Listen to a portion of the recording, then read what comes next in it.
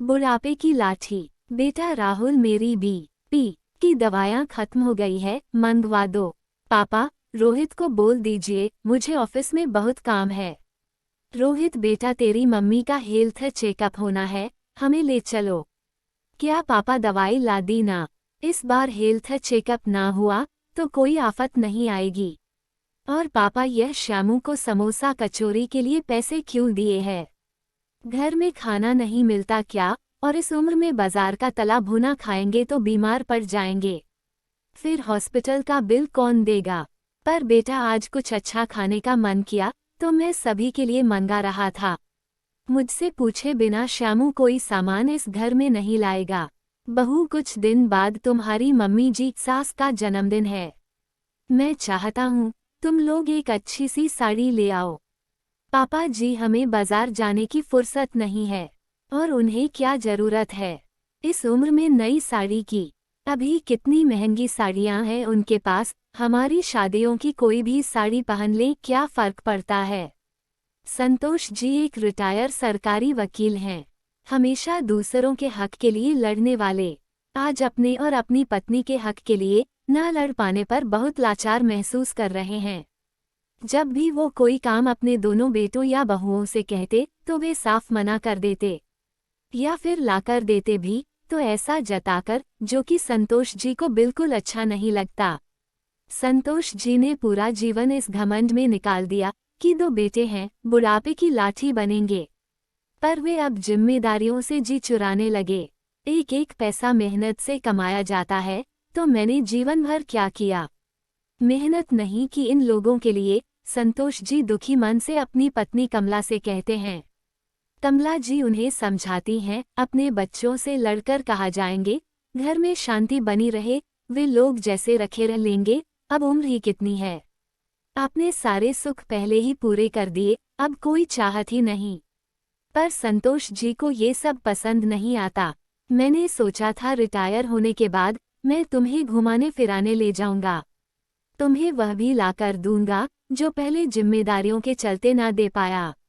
पर तुम पहले भी सबके लिए काम करती रही और अब आज बहुओं के लिए खटक रही हो। दुखी मन से संतोष जी बोले।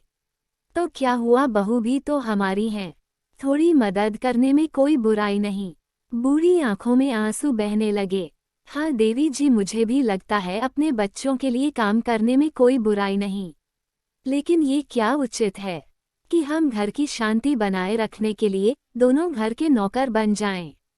तुम सबके लिए चाय नाश्ता बनाकर कमरों तक वेटर बनकर देने जाओ। क्यों आकर सब अपना अपना काम नहीं संभालते?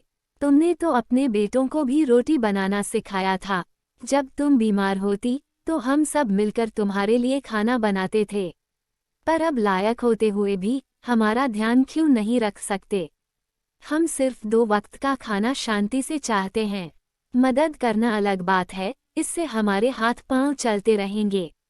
बहू, अगर 1 वक्त का खाना बना ले तो तुम्हारी भी मदद होगी।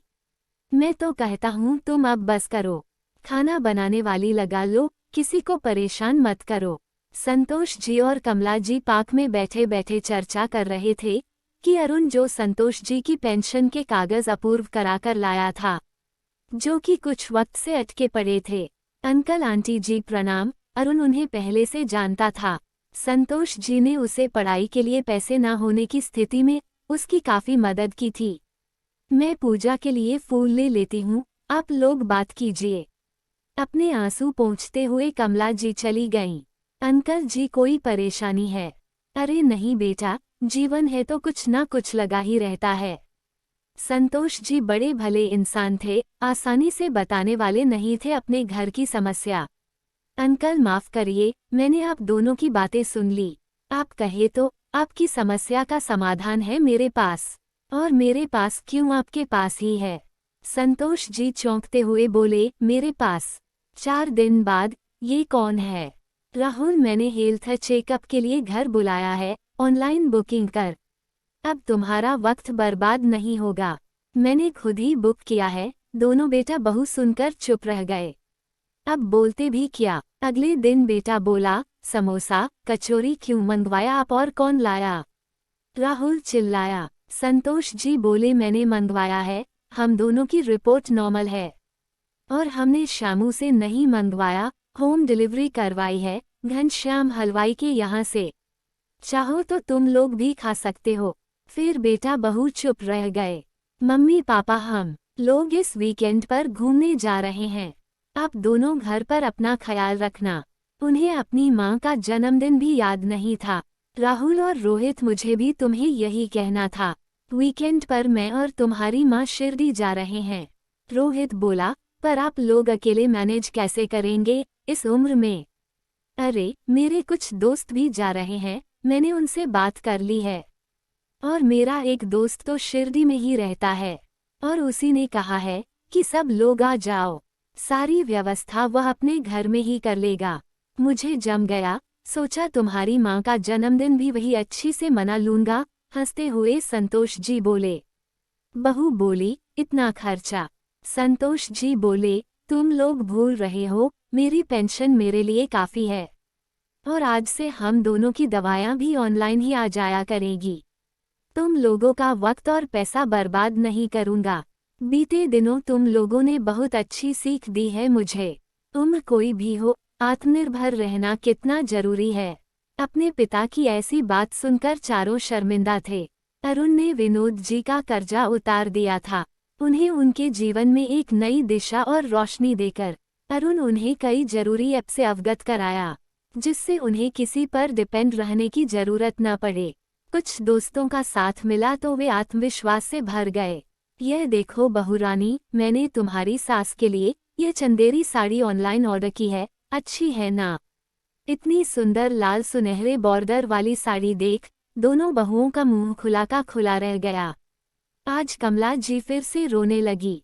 संतोष जी बोले, अरे अब क्यों रो रही हो? कुछ और चाहिए तो मंगवा देता हूँ। नहीं जी, ये तो खुशी के आंसू हैं। आज हमें बुढ़ापे की नई लाठी जो मिल गई है। बुढ़ापे की लाठी कहानी से आपको सीख मिलती है कि उम्र कोई भी हो, हमें आत्मनिर्भर रहना जरूरी है।